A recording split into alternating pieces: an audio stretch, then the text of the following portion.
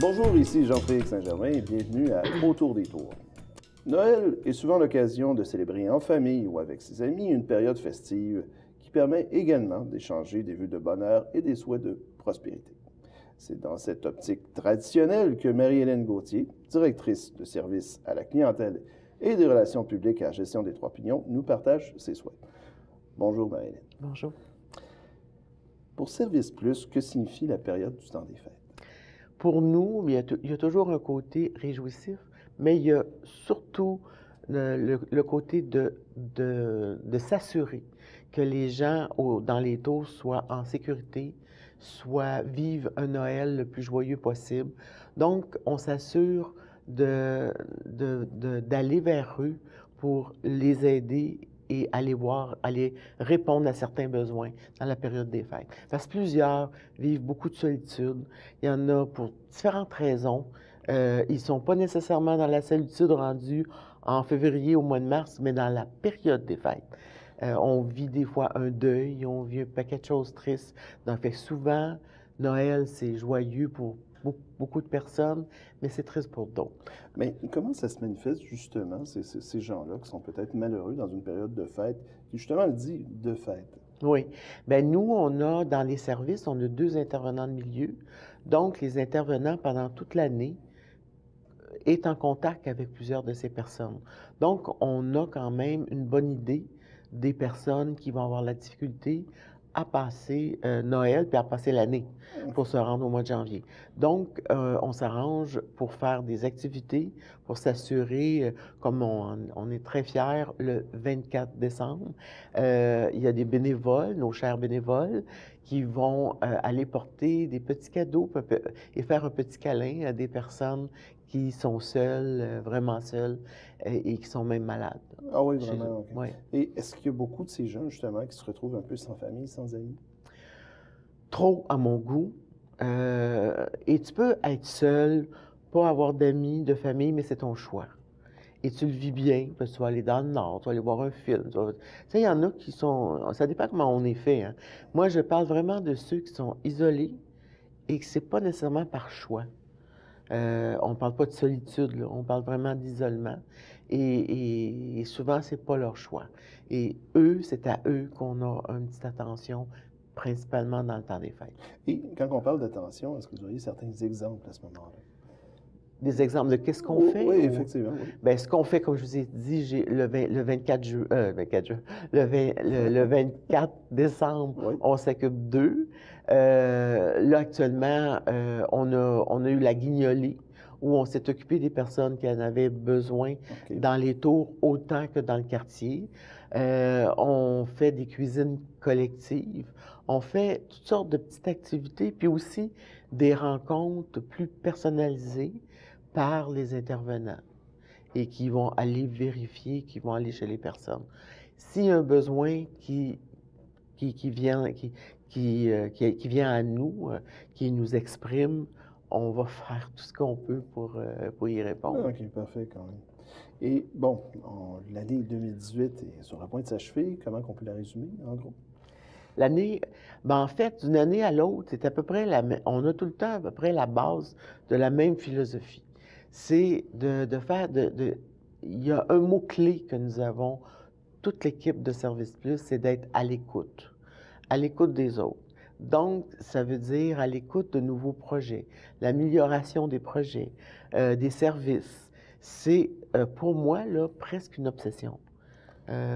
Ça va dans mon travail, mais je me rends compte que toute l'équipe a pris cette obsession-là, de faire en sorte de toujours penser à améliorer ce qu'on fait et d'apporter de nouvelles choses, des choses que les locataires, les nouveaux locataires veulent avoir. On essaie, dans la mesure de notre possibilité, de les aider là-dedans. Le but dans Service Plus, c'est pas de faire uniquement pour, mais c'est de faire pour et avec.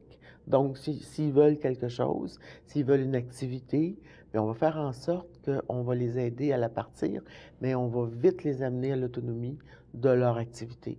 Pour en ce qui concerne les services, les rencontres qui se font de façon individuelle, on va vite arriver à trouver ensemble un moyen on a à régler nos choses personnelles toute notre vie, mais on peut quand même avoir des petits moments de bonheur.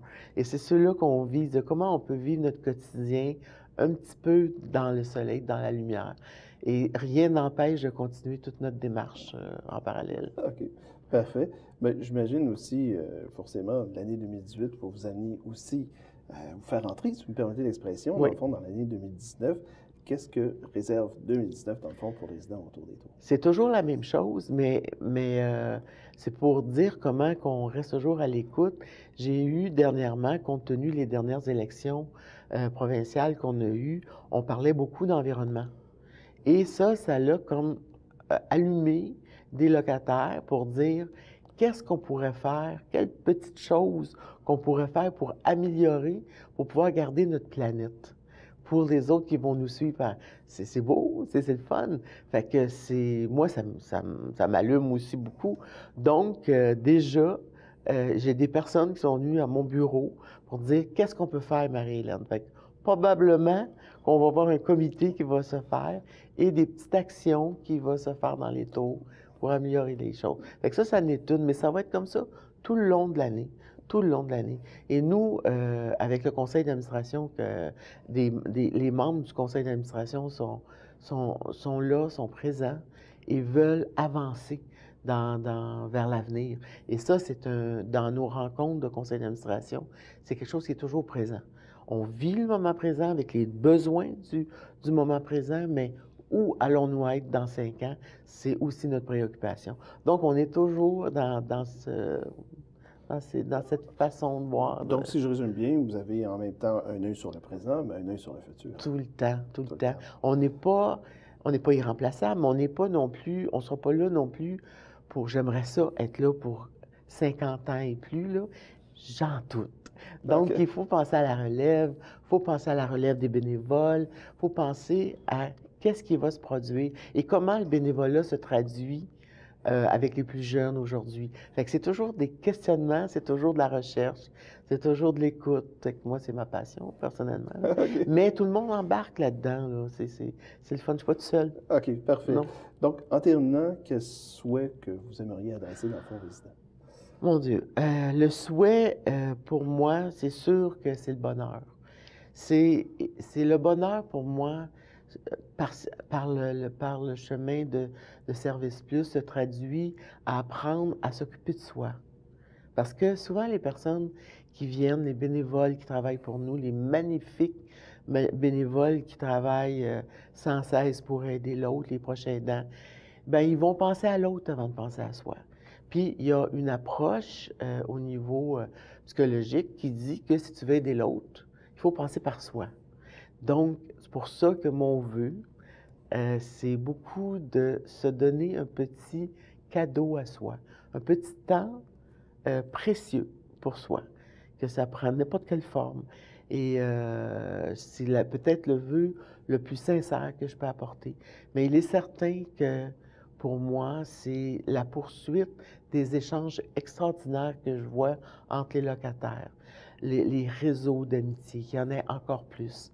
Et d'échanger tous les jours, ce n'est qu'un regard, un beau regard pour dire « je suis là, bonjour, bonne journée ». Juste ça, des fois, ça donne tout le bonheur à la personne qui ne verra pas personne le reste de la journée, qui ne parlera pas à personne le reste de la journée. Juste un petit regard peut faire toute la différence au monde. Bien, au nom des résidents et des bénévoles, merci, Marie. Ça me fait plaisir.